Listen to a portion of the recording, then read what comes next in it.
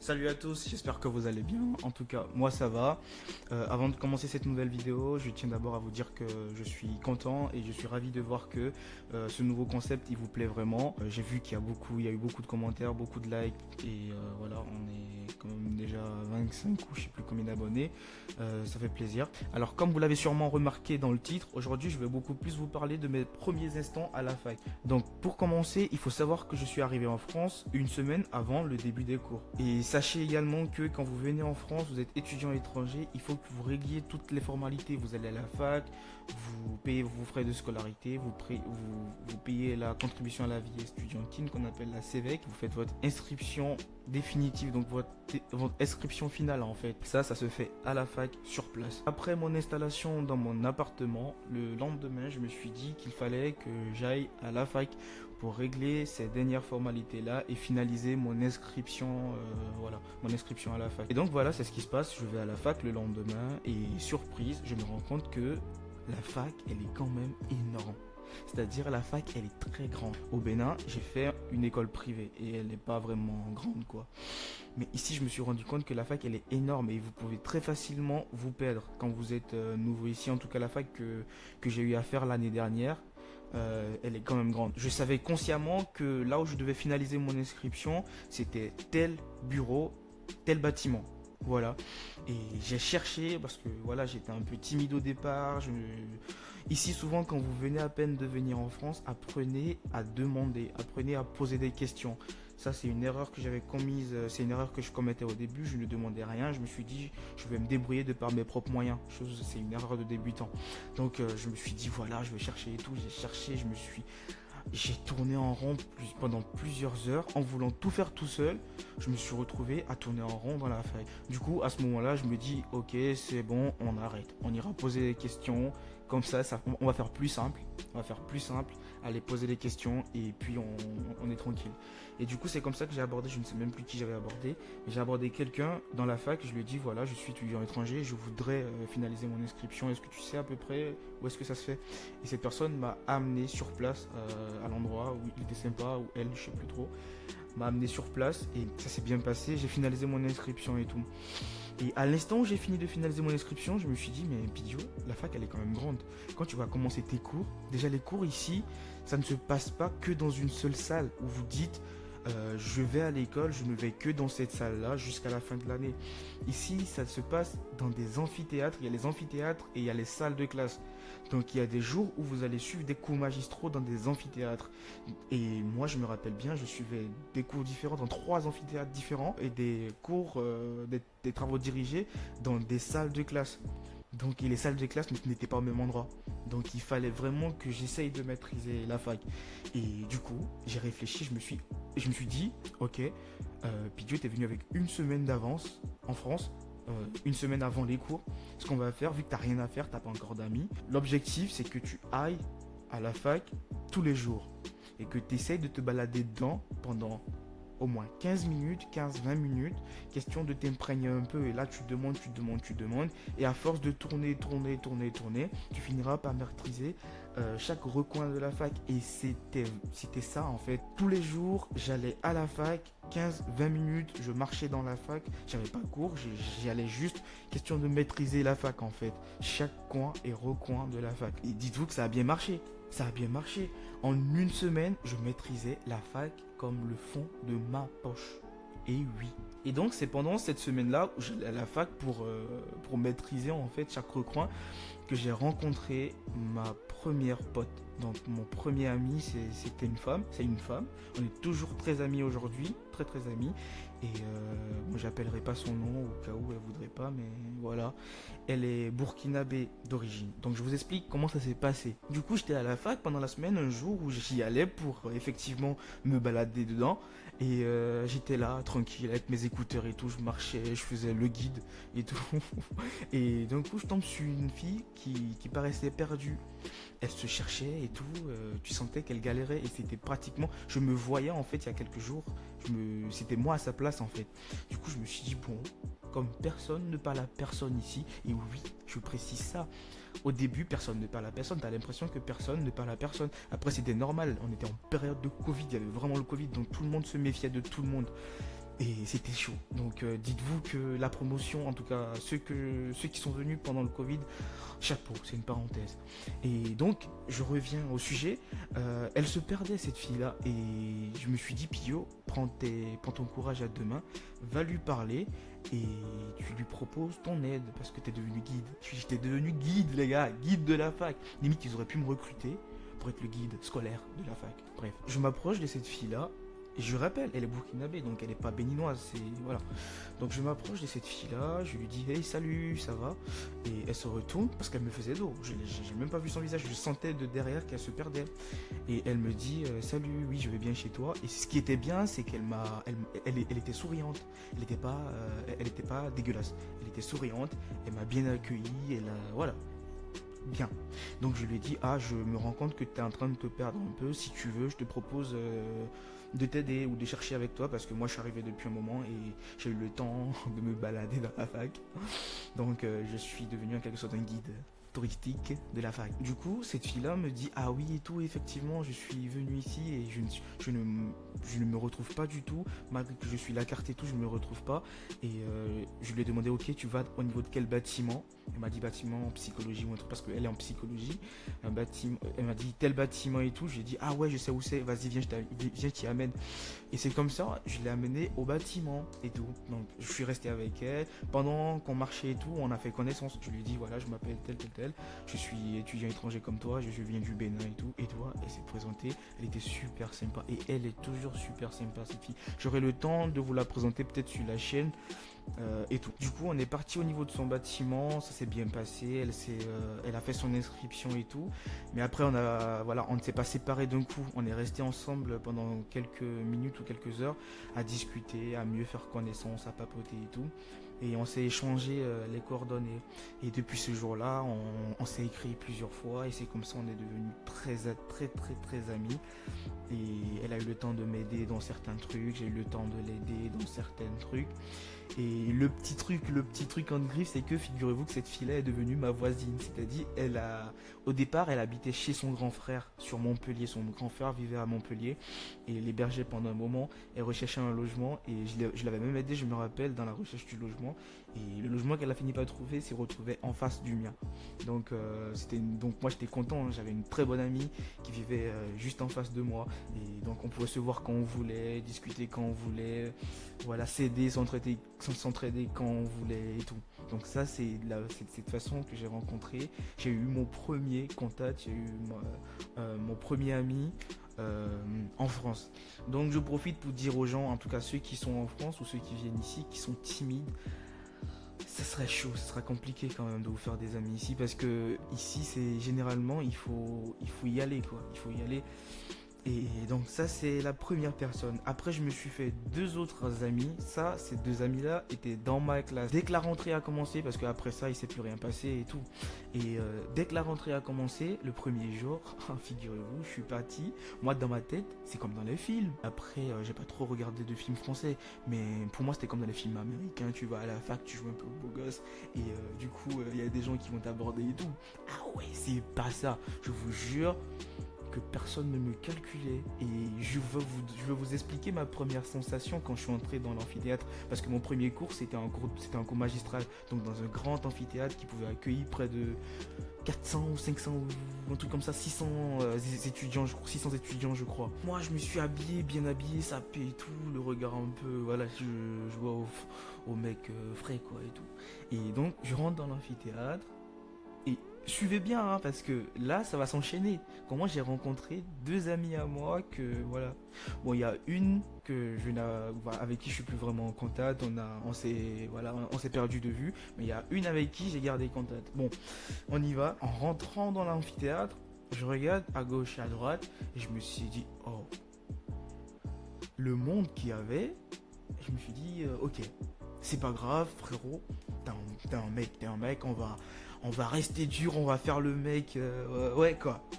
Et je marche, mais je me sentais de plus en plus mal à l'aise. Pourquoi? Parce que je me rendais compte que j'étais pratiquement le seul noir de la classe. Le seul noir. Bon, disons le seul étranger parce qu'il y avait deux autres noirs, mais les deux autres noirs n'étaient pas étrangers, c'était des Français. Donc ils avaient déjà leurs potes dans la classe. Et moi, je me retrouve seul étranger. Oh, la plupart des autres filières dans la fac, il y a beaucoup d'étrangers et tout. Entre eux, ils se connaissent ou ils font connaissance. Moi, je me retrouve seul étranger. Et donc, je descends les marches. Question de me chercher une place. Et je regarde à gauche et à droite, je me perds parce que les gens sont déjà en affinité. En fait, il y a des anciens lycéens, donc des bacheliers, il y a des étudiants qui viennent d'avoir fraîchement le bac. Parce que, dites-vous, j'ai intégré la première année. Hein. Donc, je suis venu faire la première année cinéma. Donc études cinématographiques. Et donc c'était que des nouveaux bacheliers en fait, des petits toutous. Des petits enfants quoi. Ils avaient tous 16 ans, ou je sais pas quel âge. 17 ans et tout. Ils étaient même pas encore majeurs. En descendant, je suis là, je me perds, je trouve pas de place où je peux être tout seul et tout. Et d'un coup, je vois une main qui fait ça. Et je me retourne, je vois une fille qui me fait ça. Et je lui dis, tu me parles? Elle me dit, oui, oui, c'est toi. Et je lui dis, ouais, bonjour. Elle me dit, bonjour, ça va? Je dis, ouais, ça va et toi? Elle me dit, ça va et tout. Elle me dit, tu te perds apparemment, tu veux une place, c'est ça? Et j'ai dit, oui, oui, je cherche une place, mais je trouve pas. Elle me dit, vas-y, tu peux rester à côté de moi. Et il s'avère que cette fille-là aussi était nouvelle. Bon, elle n'était pas étrangère, mais elle avait presque pas de potes dans la salle. Donc voilà. Et donc elle m'a proposé, je pense qu'elle est franco-canadienne. Bon, bref, mais elle est française quoi, mais d'origine franco-canadienne, bref. Et du coup, elle me propose de m'asseoir à côté d'elle. Et j'ai dit, ok, d'accord, merci. Et je me suis assis à côté d'elle et elle a commencé à taper la discussion. Genre, me demander, voilà, tu viens d'où? T'es nouveau en France? Qu'est-ce que tu sais avant? Tu viens de quel pays? Et je lui ai dit, je viens du Bénin. Elle m'a dit, le Bénin c'est où? Ça c'est une question, vous allez avoir affaire à ça quand vous allez, s'il y a des gens qui comptent venir en France, ou s'il y en a des gens qui sont venus et qui ont déjà vécu ça, mettez-le en commentaire. Il y a cette question-là qui ressort souvent, c'est où le Bénin? Oh, ça m'énerve, mais va chercher sur Google quoi. Mais j'ai eu tellement cette question-là, c'est où le Bénin? C'est un pays, c'est petit, c'est grand, mais j'ai envie de les tarter des fois. Mais bon, bref. Donc elle était super sympa cette fille et en faisant connaissance elle était rigolote, elle était sympa et c'est pour vous dire quand même qu'il y a des gens qui sont super sympas ici, donc ils sont pas tous bizarres quoi. Donc ça s'est bien passé, on a échangé les contacts, on a vraiment fait connaissance et on est devenus très proches aussi. Et donc on allait à la bibliothèque ensemble, on voyait les emplois du temps ensemble, quand on avait cours on se débrouillait pour être côte à côte. Donc ça c'est la deuxième personne que j'ai connue, avec qui quand je parle de vrais amis, hein, donc avec qui j'étais vraiment pote et tout. La troisième personne, c'est qui? Je vous le dis. Ça se passe un jour, j'étais déjà ami avec la première, la franco-canadienne. Et un jour, je suis venu à la fac 1 heure plus tôt, genre 1 heure avant le cours. Et j'étais assis sur la terrasse avant, parce que l'amphithéâtre, il était fermé, je crois. Il ouvre pile poil à l'heure. Et donc, j'étais sur la terrasse devant l'amphithéâtre. Et de la même façon, je vois une fille. Bon, vous allez me dire, t'as quoi avec les filles? Mais les gars, laissez tomber. Les mecs ou les garçons, ils jouaient tous je sais pas. Et voilà. Et moi, ça m'énervait. Donc, les seules personnes qui étaient quand même accessibles et qui étaient sympas avec moi, c'était des filles, quoi. C'était des femmes. Et moi, ça me dérangeait pas. Aucune arrière-pensée. C'était tranquille, quoi. Et donc, je vois cette fille-là au loin parce que moi, dans ma tête, je précise, je voulais créer aussi mon propre réseau. Je voulais pas dépendre de quelqu'un parce que tout le monde était dans son réseau, tout le monde était en affinité et tout. Mais moi, je voulais aussi avoir mon propre gang, quoi, à la fac. Donc, un gang rempli de meufs. Bon, c'est pas grave. Bref. Du coup, je vois la fille en face qui est toute seule sur son téléphone.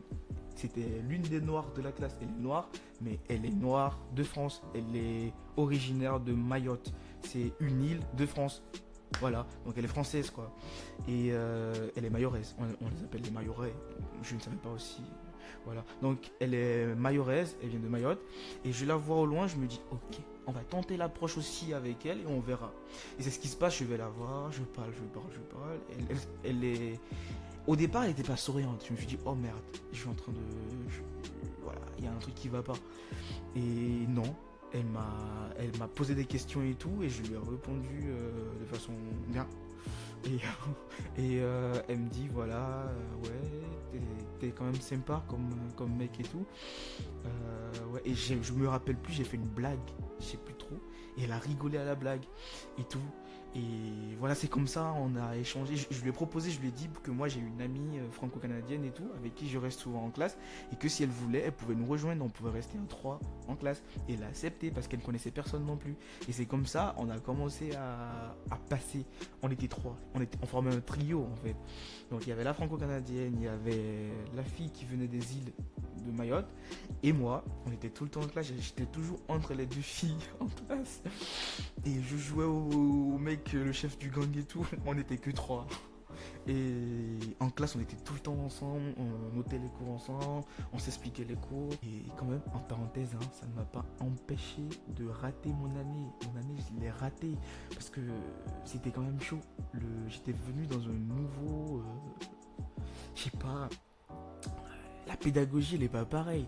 J'étais venu dans un nouveau modèle de cours, quoi. C'était une nouvelle filière pour moi que je n'avais jamais étudié auparavant.